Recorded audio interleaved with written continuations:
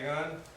He's a postdoc researcher at Georgia Tech, focused on botnets, malware, network security, and DNS. He's also been working with us behind the scenes on some issues that we've been having with I2P and the botnets, and so we're very excited to have him here. He has a lot of interest in I2P, focused on preserving user privacy, autonomous filtering, and anti-abuse. He's been working on some committees trying to stop some particularly bad malware out there in the world. Dire and CryptoLocker are the ones that are trying to encrypt all your files and then ask for money to unencrypt them. He's been involved in fighting that kind of stuff. So he's definitely one of the good guys, and we're really happy to have him here. So please give a welcome to Dave Dagon. So thank you and good afternoon. My name is Dave Dagon. I'm from Georgia Tech in Atlanta. And the talk is on I2 monitoring and filtration. To start with, I'll show you a picture of Atlanta. This is in winters, not like the winters you have up here. We can't drive in this. And in fact, what you're looking at is a parking lot with most of these cars spending, some 36 hours or so stranded as the one or two snow plows for 20 counties makes its way around. This is the summer, same parking lot. Here the problem is traffic. And actually, this is a picture of our campus. The Georgia Tech is in the middle of that, and the campus is bisected by about 12 lanes of traffic or so. So we look at traffic all day long. And so what is my research area focused on? Traffic. Not automobile traffic, but network traffic. But it certainly makes sense. And you're welcome to come visit if you're in town. The talk is on filtration for I2P, and so I thought, well, let me just make sure that there isn't some filter out there for I2P already, or some previous work that people have done.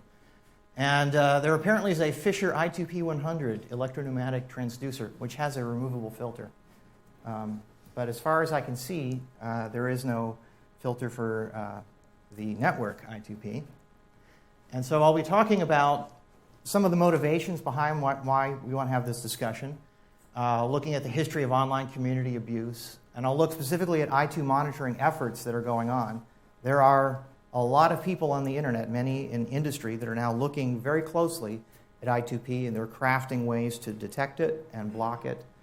And I have an enumeration of all the various products and services out there, or at least the ones that are public. And it gives you a sense of kind of the moment that you're in. And there's some decisions that could be made that would help address the motivation of why this filtering occurs. And perhaps you can avoid some of the fates of the other online communities that didn't take advantage of that moment in time when it came to them. And then I'll talk about one idea I have around some filtration that is autonomous and user-driven, opt-in, and I have some examples of that. So first, let's think back in history and think about digital online communities. This is a very general definition. It's not all of these are online communities per se, but let's sort of think about what happened to very large, popular places on the internet and what were their fates over time, and why did they, in some cases, disappear. So GeoCities was originally one of the most popular sites on the internet, top 3 site, was sold for $3.5 billion, and then 10 years later was closed down, just shut down. So all of, if you believe that the valuation was anywhere near rational, perhaps it wasn't, it was in the dot-com boom era, but whatever value was there certainly evaporated very quickly. And a lot of bloggers and thinkers who are looking at this were describing it as the term digital blight. And so there are a lot of fake, malicious GeoCities pages, a lot of viruses, and certainly also a lot of unwanted commercial material that was on GeoCities that changed the character of its original community. And this drove away the original user base, and then as the user population fled, what was left was all of the stock and the founders, but beyond that, it's closed. It's still big in Japan. It's still ongoing in Japan, though. But beyond that, billions of dollars of lost value. SMTP, basically the ability to send email. I remember a time when I actually believed that every person would get some domain and they would run a computer in their home and this would be their mailbox. And they would be in charge of running their own mail server. And this was the utopian future that we could send messages to and from each other. Well, what happened was spammers came along and they started sending email by the billions. Now about 99% of all TCP port 25 traffic is spam. It's unwanted. It's a staggering amount. And so you can imagine going from this system where we had a very nice protocol that allowed you to send mail, and now it's overwhelmed with noise, and there's very little signal left. It's so bad, in fact, that if you get internet service through an ISP, you're prohibited from sending mail directly. They provide you other mail services. You have to go to a web page to log in, or do some smart configurations on your host to be able to send mail through their systems. They want to verify who you are. But just running port 25 outbound from ISPs, over 80% of the world's ISPs, not just in North America, block outbound 25. And it's simply because there are so many users at home who got infected with viruses, starting with Sobig and other viruses in 2003, that all of the outbound 25 traffic was noise, and it was costing the ISPs tremendous amounts of harm in terms of reputation. So now what we have is port 25 management. You might be able to get the ability to send outbound email directly from your home computer, but you have to ask permission, and some ISPs don't want to give it, or they charge for it. And largely what we're left with, there's about 15 or 20 mail servers left. I use that term loosely. There's about, there's Gmail, Hotmail. You can make a list, and there's about 15 mail servers left that most people use, because the ability to send direct messages from their home, is been removed. So we may not see a future where people buy a domain called, thejohnsonsfamily.net, and everyone has an account and a mailbox. That won't happen. We've lost that because of abuse. Tor is another problem. In 2012, a German security company blogged about the predicting coming botnet storm. They were dead on accurate. Many of the things they anticipated came to pass, and it's far worse. I had actually talked to Roger, 2006, 2007 era, saying, there's these things we called them IRC worms back in that day. We didn't have the word botnet yet. They're going to pose a serious problem for trust communities, because potentially you could have thousands of infected hosts acting as Tor relays. And then one person could potentially control traffic. There could be all sorts of other abuses. And many of these predictions have come to pass. And as a result, I'll show you in a few other slides, many companies now just block Tor. They don't allow it at all. And many sites that you visit and you're coming through Tor, they know that you're coming from Tor, and they say, I'm sorry, but we're not going to allow you to visit our site entirely. At least the nice ones have you solve a CAPTCHA, so at least there's a chance that you can get through. But there's a tremendous amount of loss of productive human time and energy and speech that's being affected by this abuse trend. Bitcoin is another one. I'll show you some pictures later, but Bitcoin is a fantastic idea, an interesting concept around frictionless digital currency. You get away from the banks and the transaction fees and the sort of existing capital management structure. And wow, this could be a fantastic invention that changes money, a foundation of most societies, right? This could be earth-changing. But now if you look at it and ask people what Bitcoin is, I'll show you some newspaper articles. They say it's the currency used to pay ransom. And so you can imagine how hard it will be to convince average users in the world that this is something that they want to get involved in.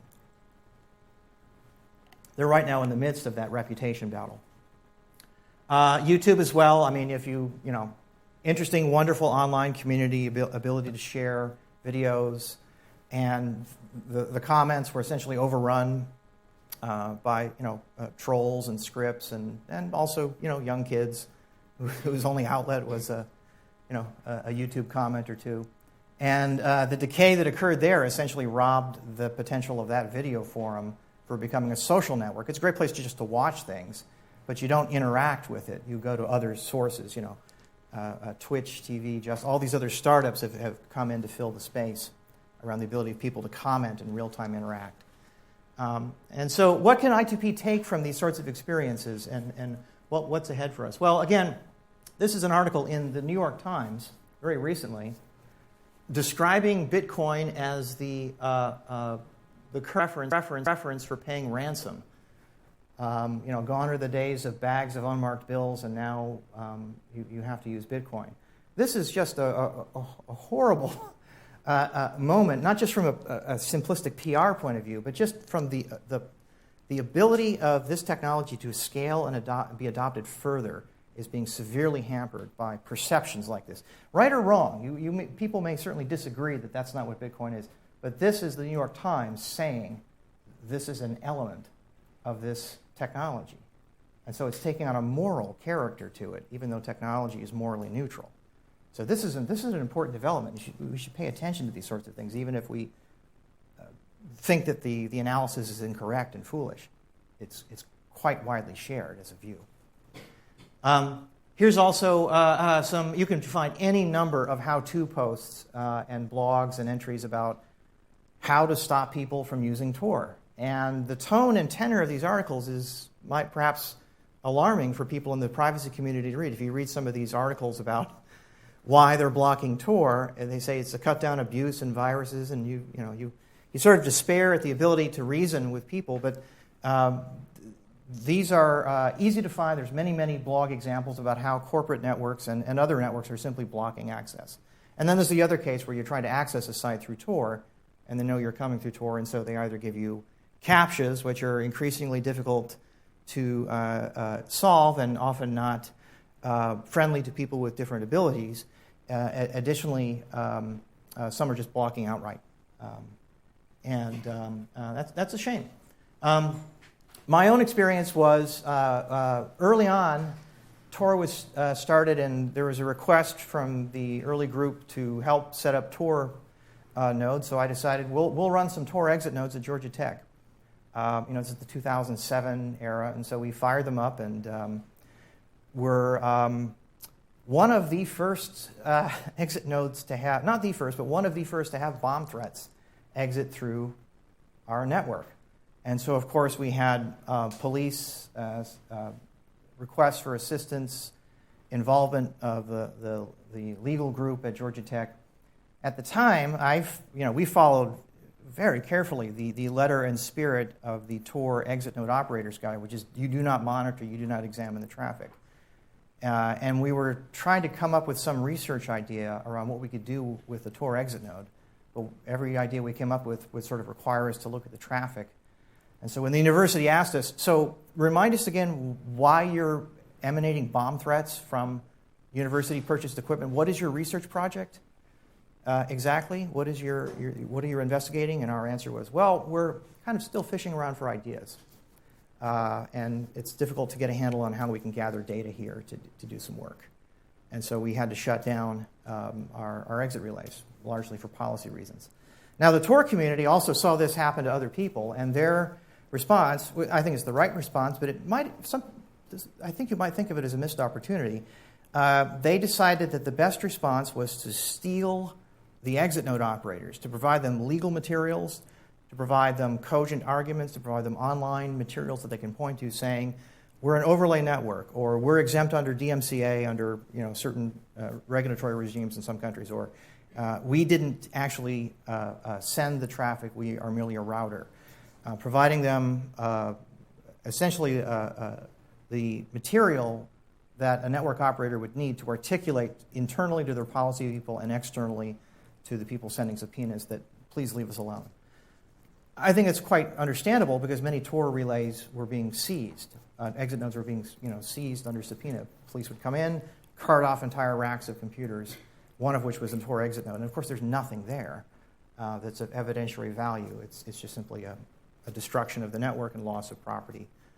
And so it's logical to think that if that's the system you're dealing with, that's the problem you're addressing, that we're going to start with some some basics of legal discussion and policy discussion. But there might be some other ways that they could have gone, and we'll talk about a moment that I2P is facing now and how perhaps things could be done. Other problems involve snooping of exit notes. This is an ongoing problem. Some of this is documented. Sometimes you hear about exit node operators monitoring the data, gathering the data, and looking for accidental information leaks. By and large, you won't read about it. The people that are doing this professionally are just running exit nodes. And if you accidentally log into a site through plain text or have some information that can be used, it will be stored and silently archived for various purposes. They won't blog about it. But there have been a series of blog posts of people who were running exit nodes and looking at the traffic and noticing that people were logging in to FTP servers and other sort of sensitive computers and were using credentials that could be replayed. And this is an ongoing problem. It's not solved. There's less articles, but that doesn't mean the problem has gone away. And then there's also the anecdotes that I have from this era around sample collection. At Georgia Tech, we're always collecting malware samples. We're always trying to collect viruses. And oftentimes we know that somebody's infected with a virus, and so we have to contact this person and explain to them that they're infected and who we are, and ask, could we please get a copy of the virus, because we only see its network behavior indirectly, and no one has a sample of it yet. We don't even know what this thing does. They would be the first sample that we could provide. And so I've done everything from having ISPs call their customers and then dial me in, and then it's showtime. I have to explain who I am and give them my cell number and convince them I'm a good guy, and then ask for permission to access their computer. I've visited people's homes to get viruses in some cases. And we no longer do that. There's other ways to collect viruses. But in the early days of doing this, one of the alarming things I noticed was you had to break it to people that you're not there to save them. You're just a researcher, and you're looking for a body. And they're it. And that's you're not that blunt. You try and be sensitive about it. But a lot of times people realize that they've lost money in their bank accounts. Personal information has been stolen and exfiltrated. They're horrified. And when someone from a university shows up, it's tough having the final conversation where you say, "Look, there's nothing we can do. That's not our role. We can't help you. It's encrypted. Your opportunity for paying the ransom is gone." I've known instances where people have had, because of ransomware, which encrypts hard drives and tries to extort a payment within a certain deadline, when people haven't made the payment in time or were confused or unable to do it, they've lost their personal data. This would include things like their childhood pictures. All the photographs of their children at a certain age are gone, as if in a fire. Just completely lost. The backup as well is attached to the network, and both are gone. And it's a reminder to me that we have to do a far better job at addressing abuse. So that's one of the motivations that I have. And so I run into people a lot who have lost life savings, personal documents, things of that sort, small businesses going bankrupt, because they were told, get on the internet, that's the future, and they get there and viruses are waiting. The enabling technology behind this can, in some cases, be privacy networks. That's not what caused it, of course. It's simply a component of what malware authors are using. Now, we can argue all day with the rest of the world. The privacy community didn't cause this problem. We're not the bad guy here. But as you've seen in those other articles and you've seen in those other anecdotes, this story is going to go one way and go one way fast. And it's that people who may have been in a position, even if they just imagine you were, and did nothing, will be blamed. And at the worst case, it will also blame the technology, and there will be a perception that's wrong and unsafe to use. So here is my operating premise. And again, I may not be right about this. This is just my bias from having so many tearful conversations with people who've lost things. But if if you claim that a technology is morally neutral, that's unarguably true. Privacy networks they are what they are. They could be used for good or evil. But I don't think that's the end of the conversation. I don't think that the position that Tor and other networks have taken, that the world is full of good and bad people and there's nothing we can do, is the complete analysis that can be done. And if a community doesn't define standards for itself or come up with some way to try and preserve its culture, those standards will be set by other people, often some of the worst people you've ever met, criminals or the companies that are pursuing them and basically using ham-fisted blocking technologies to try and prevent harm. So the Dire botnet is currently a piece of malware that's floating about the internet. It's mostly targeting companies and organizations of means, so some individuals are getting tagged with this. And it basically encrypts your hard drive and announces to you that your files will only be returned to you if you pay a ransom. It's known as ransomware. There's a lot of common viruses that do this. Some use Tor. There's one now, this is Dire, that's starting to use I2P. And so this is why I sort of decloaked. I've been using I2P for years and years, just sort of quietly running it and reading the developer IRC chat logs and just not actively participating. And I decided I have to get involved. I have to do something at this point because I'm seeing history repeat itself over and over again. I'm recalling conversations I had with Roger Dingledine about what would happen to Tor and where things will go from here. And so I'll offer you what wisdom I have about that. So why would this be so bad? I mean, it looks like a lot of security companies are going to just start blocking access to I2P. Why would this be bad? Why not just let them do this? We'll still have our own community. We'll still be able to talk to each other. Well, IP-based blocking, which is, it may potentially have implications for the peer databases that are stored on hosts. If people have a particular host in their DB that is actively being blocked, it won't participate in the construction of tunnels. It's prevented from doing so. The packets never get there. And so this may create inefficiencies in the network. It may create messages that are being sent fruitlessly to places that never go, or at least the tunnel negotiations will fail, more likely. And there's wasted resources. And so beyond just the perception and how is the public going to see this, there are some engineering inefficiencies that will come from a IP versus application-based blocking. So companies have different modules. I'll show you a few of these. Some are DPI-based. Some are based on crawls and enumerations. There's many others. I just picked the most common ones that are more public, and they also had some literature online that we could point to. So you can sort of read up on the state of the art. Many of these products, by the way, these blocking technologies cost on the order of thousands, tens of thousands of dollars annually. So these are not something that consumers will have, but it's the beginning of a movement. Usually technologies in the security space start at the enterprise layer and then work their way down to consumer grade over time. So the expensive stuff is being bought by companies that have money, and maybe in the future there'll be offerings that are sort of free for others. I'll show you some of that. Palo Alto Networks, Tenable, Dell has Sonic Wall, and there's also some premium-based snort rules. So there's a Palo Alto Networks application ID, and their approach is to try and fingerprint the traffic, to look at the traffic that's going over the network and get a sense that this is statistically likely to be I2P related.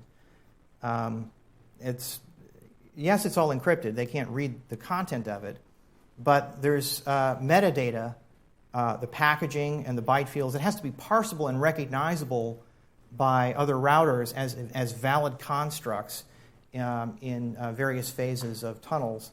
And so many of the tools and technologies have locked onto that. And so they have, for example, I2P browsing detection via key exchange. They have rules. So if you bought the Tenable firewall, for X thousands or so, you could go to this site and download this module, this rule set, which will then identify I2P in its key negotiation.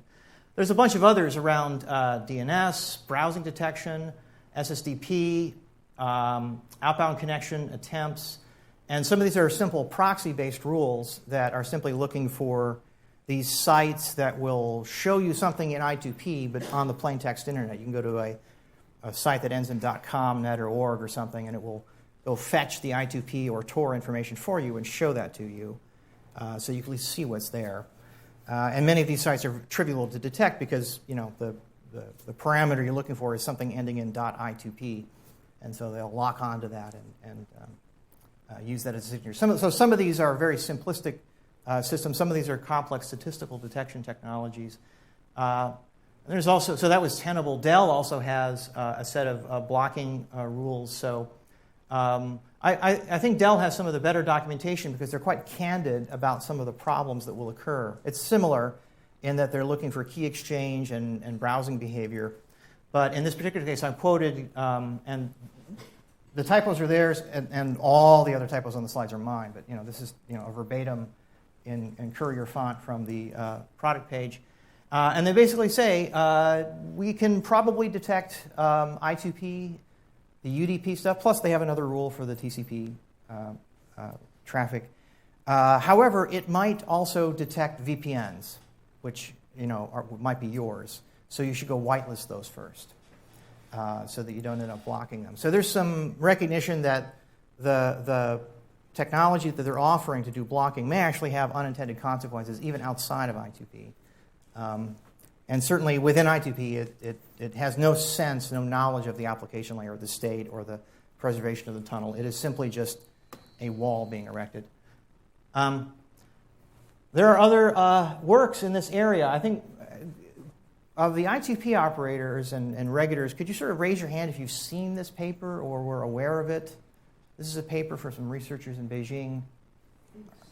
Yeah. So I would pay attention to this sort of stuff. So I'll not do justice to their very nice research, but I can summarize it briefly. The gist is that they describe techniques to find lots and lots of I2P users, to find hopefully all of them.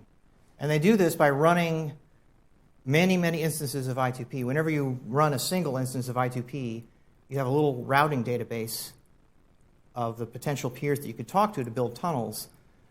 Well, that's a very, very small sample of the overall population, and their intuition is largely around, well, if you run thousands of copies of this and tweak the tool that you're running to sort of aggressively always request peer information and aggressively check SSL sites for drops of seed peer information and things of that sort. There's a series of things that are some are obvious, and some are actually not so obvious. And I think they've done a nice job in it. But their motivation was simply to say, we wish to measure the I2P network. How big is it? Who's using it? Where are they? What's going on? And of course, they don't have knowledge of what the traffic is. It's encrypted. But a lot of people in the community would sort of have pause and say, wait a minute, if I'm running I2P at home, then my home IP address is probably showing up in this network that they're running. So there's a net block in China that is running hundreds and hundreds of instances of I2P. And it's a very, very small range, and the speculation is it's this effort or somebody who's taken this idea and values the data. And there's also a similar, I've noticed as well that there's a concentration of a particular net block in Russia where there's a single set of hosts that are running 180, 200 instances of I2P that at least I can count, or at least that's the number of unique hashes that would appear. And although NAT and network translation technologies are very common, particularly in Asia, which was radically underallocated for IPv4 address space, that is just an unusually large number of NATed hosts. And it's difficult to imagine, is there an apartment building in Moscow where there are 200 I2P users, and then like one or two elsewhere across the city? Why are they so concentrated in this one location? It seems implausible that this is an organic user presence. And of course, there's other monitoring efforts that are out there similar. They're of a smaller scale, so you can find security companies as well doing much the same. You can look at the IPs, the large numbers of concentration of users, and say, oh, that's That's Red Hat's security group that's doing this, or that's this other organization. And now, again, I'm not passing judgment on any of this. I'm just making the observation that people are collecting IP addresses, and they have ways of doing it. And so if they wanted to block a perceived growing danger in I2P, there are lists of IPs that they can plug in and say, we're just not going to talk to anybody that's running I2P. They're probably infected with something, or we don't want our users to be able, if they do get infected, to be able to reach the bot master. Again, there's better ways of protecting this, but that's the, water runs downhill, and that's the first thing that will be done. My suggestion is that instead of engaging in the cat and mouse game that Tor had done as a community, Tor went through a similar phase where people could identify the traffic, and then they modified Tor so it was not easily identified. And there's this ongoing cat and mouse game of trying to blend in. I2P might be different enough that, or at least this is a suggestion, and I ask you to hear it out, and I'd welcome feedback on it, is that you embrace the idea that individual users may or may not want to talk to other people. Now, it's the case that there are some infected hosts on I2P. They're not a danger to you, but it might be that your computer is part of a lengthy tunnel that's being used to take some victim's information and reach some bot master or criminal. And if I have a way to know where the bot master is, I might want to say, look, I'm going to participate in building tunnels with anybody. But if it's this host or this set of hosts, I don't want to participate. I'll just affirmatively decline. At least that's the conceptual high-level view. There's a few, I think, requirements that if we entertain this idea more fully, that I think are essential. Well, first, in terms of the engineering point, I was looking at there's actually a block file which is more of a slab file and not a blocking file, but it's used for metadata annotation of peer host information, essentially a sort of DNS naming system, and it allows for metadata and commentary, which I think would be very essential if you're going to be blocking. You should explain why you're suggesting that things should be blocked. And it also has a very nice system already for distribution via SUSE DNS and other things. If you look at the documentation, there's a very nice sort of take on what DNS looks like in I2P. And there's a lot of different ideas in that space. And this at least has some of the engineering parts already in place that would allow the distribution of opt-in block files. I would suggest perhaps a new tunnel reject value. If someone's trying to build a tunnel, I would say explicitly, I don't want to build a tunnel with you for policy reasons. And I should also, and I don't have the answer to this, be held to account. I should explain, what policy reasons are, and why I would not care to build a tunnel. But in any event, I'll refer to this as the block2 file. There's already is a block file. It's a slab allocator for naming, and so this would be a block file. A block file for blocking. So I just called it block2. It's a horrible name, and you need to change that if you like this idea. But this just so I can articulate the rest of the idea. So where would you populate all of this information? Well, if you look at, apologies, I have to pull this up. There's actually several online sites that maintain lists of blacklists. Some of these are around SSL and things that aren't relevant to I2P. But if you're worried about Dire, this particular botnet, there are some organizations that list all of the command and control, all of the bot masters' IPs, the ones they can identify at least, and they update this every 15 minutes. So, wow, that's almost as fast as the least time of a tunnel, right? That's a pretty good update rate. In general, the potential here is that let me actually just show you one of these outputs. And there's others like this. Some are commercial, you have to pay for them. Some are just free like this. But essentially, there's lists of IPs and port numbers and an explanation that this was a Dire command and control. Don't get alarmed. This is the aggressive list. It probably overlists things. It's all hosts associated with a particular SSL session that they flagged. Usually, it's on the order of just over 100 or so. or maybe 200. But in any event, it's possible to come up with lists of IPs that are doing things that I would hope most people would say, you know, I don't want to get involved in that. I don't want to be part of it. And if my machines are building tunnels and connecting to them, I think probably the right approach is to say, I won't participate in building tunnels to those hosts. Now, why take that step? Why not just stand back and say, look, I2P is morally neutral. I'm not involved. I'm not doing anything. I'm a router. Right? I'm not responsible for the encrypted traffic. I couldn't read it if I tried. There's no way for me to know what actually is being transmitted there. Well, again, go back to the history lessons. We saw this with Tor. We saw this with GeoCities. We saw this again and again with these communities who said, well, we're different. We're the internet. We're special in some way. We're new.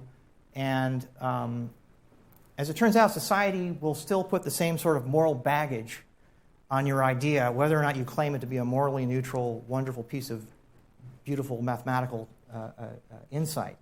Right? They will assign a value to it, with or without you. And so it might be best to say, look, yeah, we were aware of this. We block it. We don't participate in those. Now, there might be a couple of side benefits from this. One is perhaps the bot master will discover that building tunnels is really slow and cumbersome. And they'll decide that I2P isn't really good for them anymore as an infrastructure. Perhaps that would happen.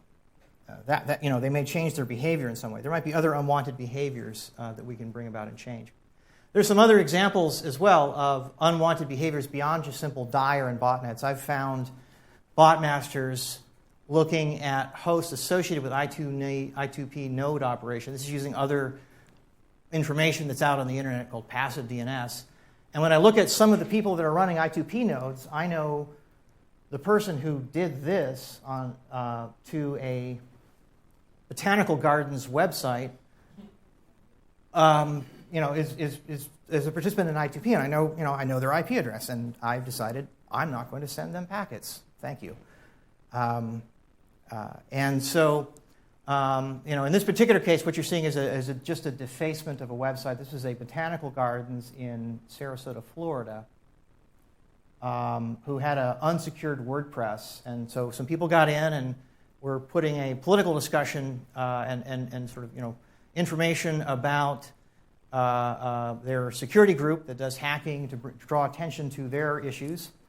But I have to say, I know a little bit about actually that botanical garden, and it's run by some lovely old ladies, many of them Holocaust survivors, who are probably not adept at WordPress or securing sites, and it's not their top concern. And on the question of death to Israel, they're probably solidly in the no camp, and this is probably done just to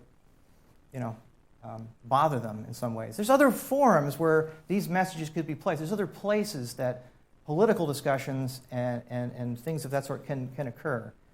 And so when I look at this and I say, all right, well, I know where this person is, at least from an IP address point of view. I don't want to build tunnels to them. I'm sorry, but at least that's me.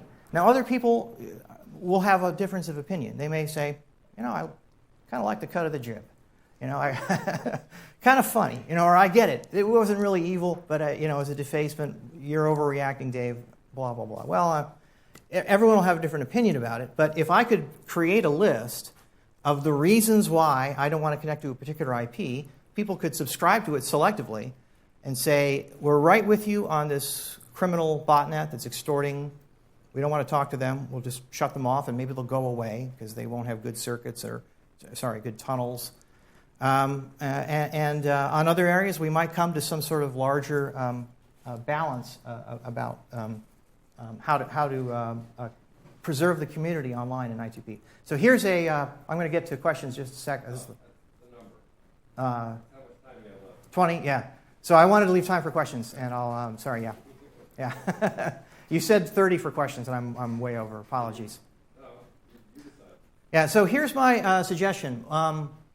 One is that unwanted traffic should be addressed. That's my premise, and I may be wrong about this, and I'd love to hear some pushback from people and other views. Maybe I2P is different from all of the other networks that came before, and their fate will be different. But I think that the no policy means, the sort of do nothing approach means that abuse will grow. And I'm glad that people are interested in doing something. And so I proposed a policy-based block file. The benefit is that it is a switch that the user turns on. It's off by default. It's opt-in. But the user turns it on, and so it's integrated into the application layer. And so instead of having just packets being dropped at a firewall somewhere with no explanation, the application is signaling, sorry, we're not going to build a tunnel with you. Go elsewhere.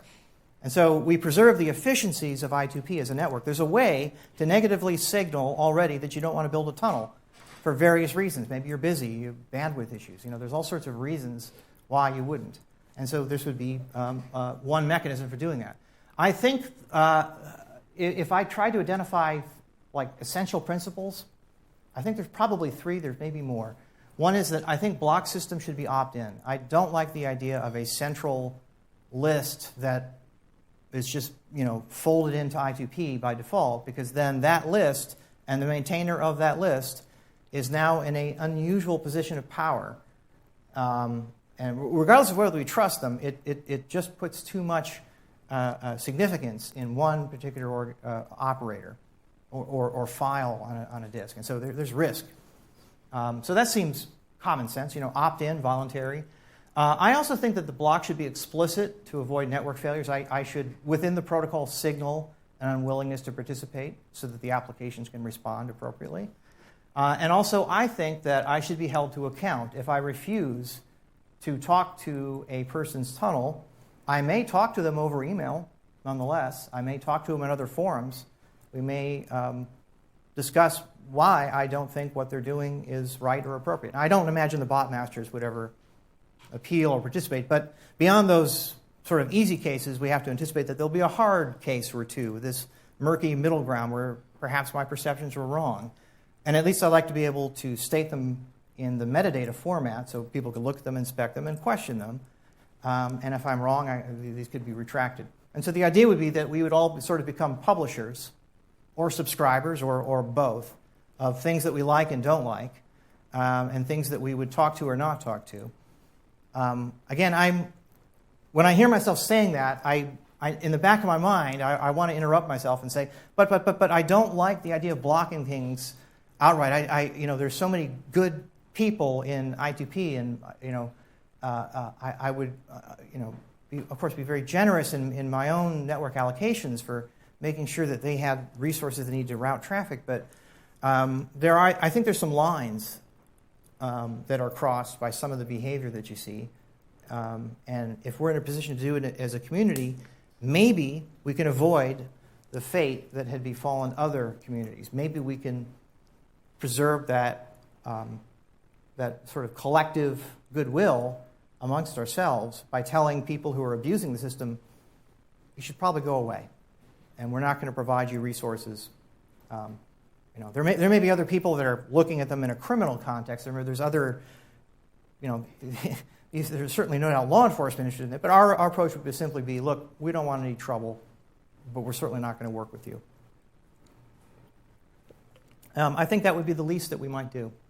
And so, anyway, that is the gist of the talk. We have some time left for questions, and no doubt I'm ready for the flaming. Go ahead.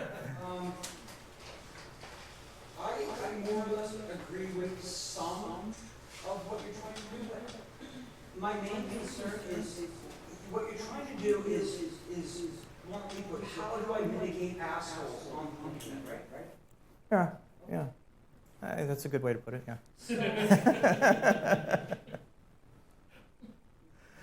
With Tor, the way they put it is, we don't want to put in a sensor because then assholes will use it.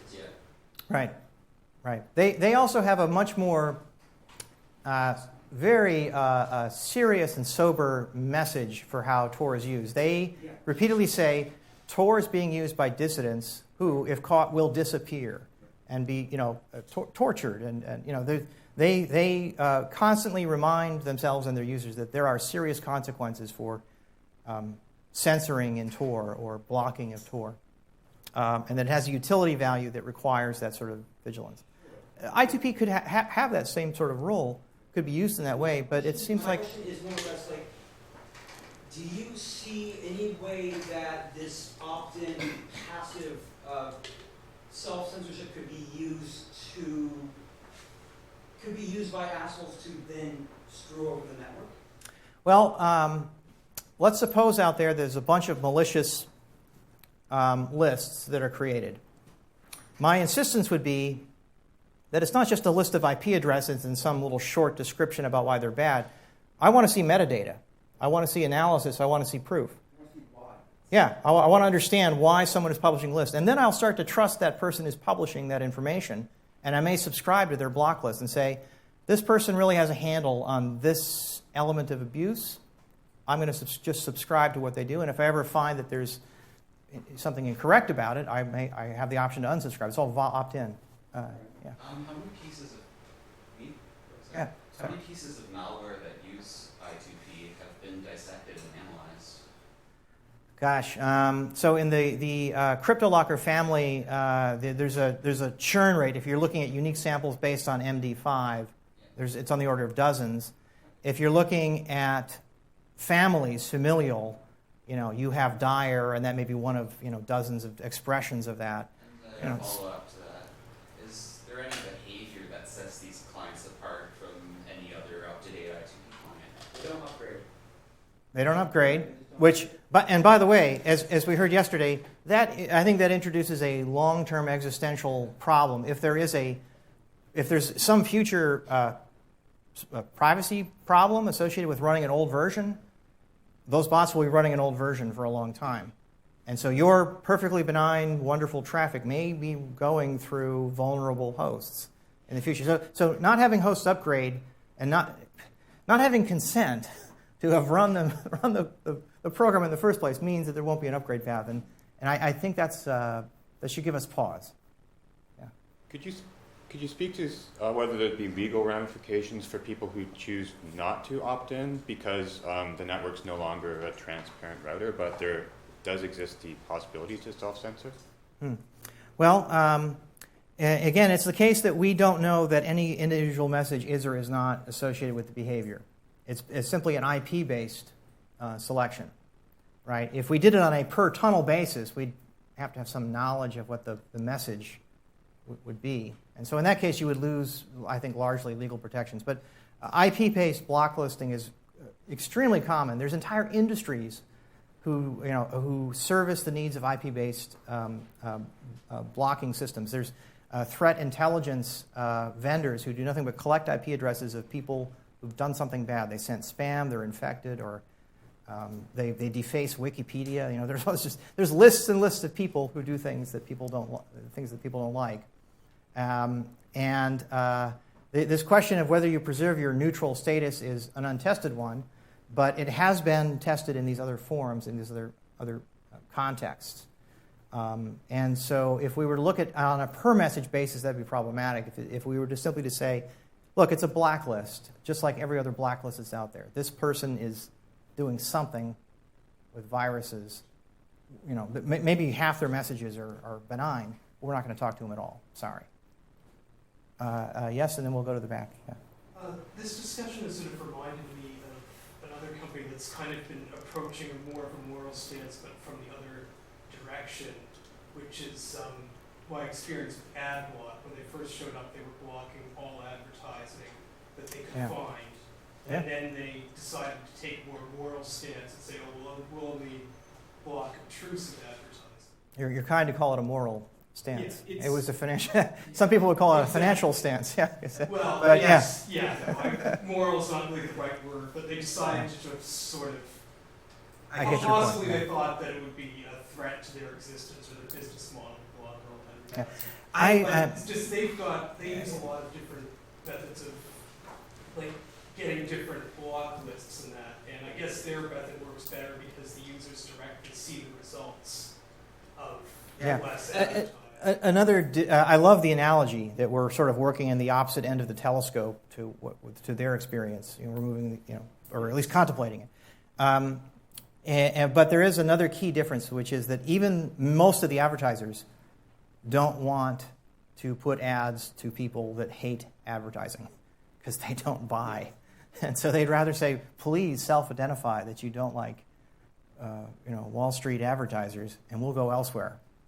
So please opt out. Please tell us how to opt you out. There's tools like Ghostery that people use to block, and actually Ghostery sells IP lists, block lists of customers who don't like, who have, essentially they coordinate with the DSP and marketing channels to make sure that ads don't appear for those users. So it's a little, there's some differences in the structure of those. But I think that what you've identified is a very useful comment in that, yeah, it's of that scale. It's a big movement. I mean, I2P has traditionally just been very open.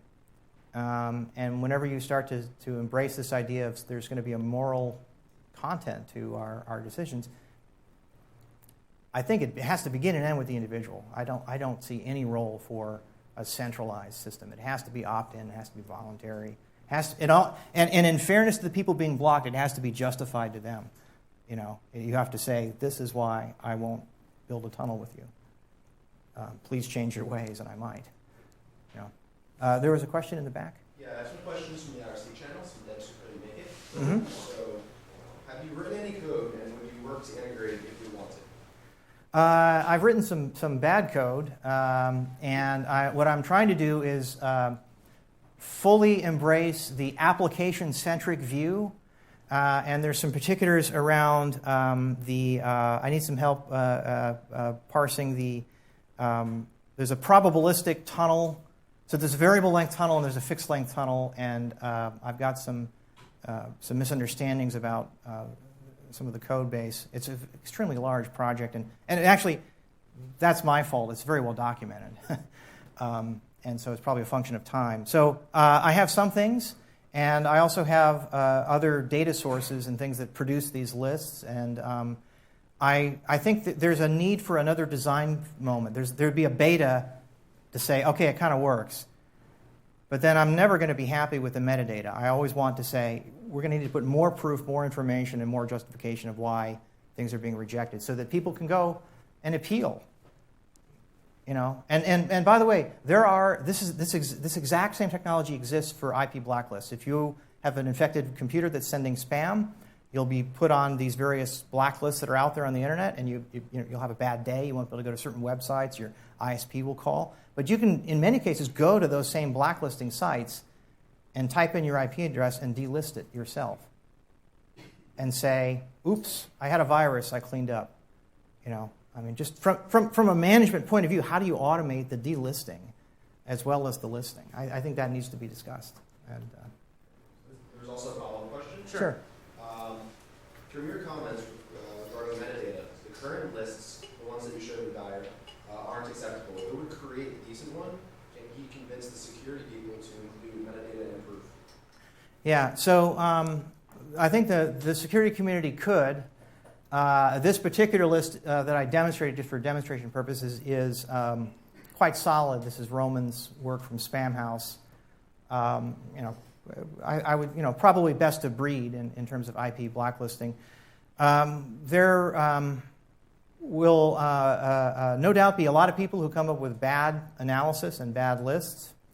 And the way to correct that, a way to patrol against that, is to require as a component of the listings of property that you have sufficient metadata and you have mechanisms so that this could be exposed. So if we're worried about sloppy work, demand more information in triplicate in the metadata. So that piece I've not worked out yet. I'm still getting the mechanical part so that it works.